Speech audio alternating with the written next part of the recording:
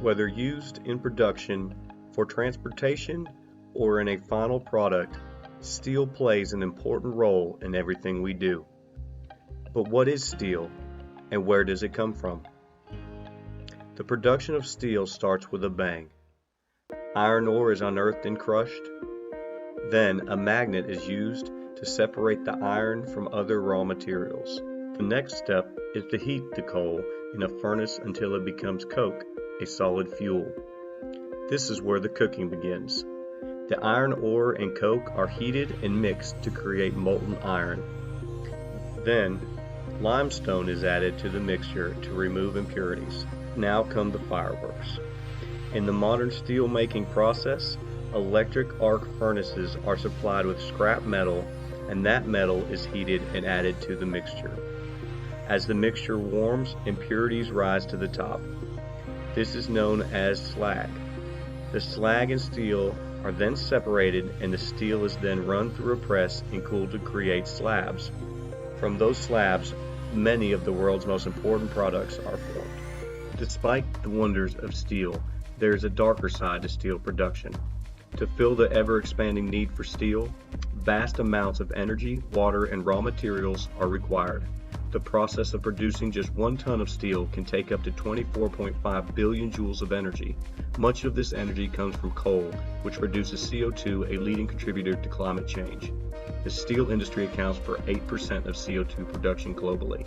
Exhaust from steel production also includes chemical compounds which cause acid rain, ozone depletion, photochemical smog, and a variety of human health issues. Water use is also a concern. Runoff from water used to treat and cool steel can contain chemicals that cause eutrophication and water toxicity. Despite the heavy environmental toll of steel production, the human cost of mining the raw materials cannot be ignored. Stories of human rights issues such as forced labor and child labor are popping up in places like Brazil and Pakistan. And in Australia, multiple indigenous cultural sites have been damaged or destroyed due to mining. The Jugan Gorge cave that is being dated back to 46,000 years old. These caves have just recently been destroyed by Rio Tinto. This cave is named after my old grandfather.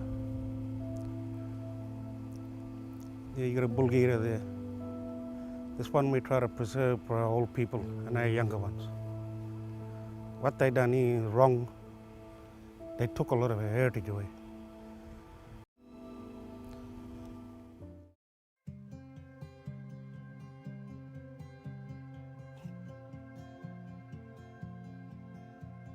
But there is hope. Cutting-edge digital technologies and improved manufacturing processes are bringing steel products to market with a decreased environmental footprint and with reduced negative social impacts. On the digital front, greater data and refined analytics will soon work hand in hand with 3D printers and robotics to offer product customization on demand for customers. At the same time, waste will be eliminated from the process and materials will be used more efficiently.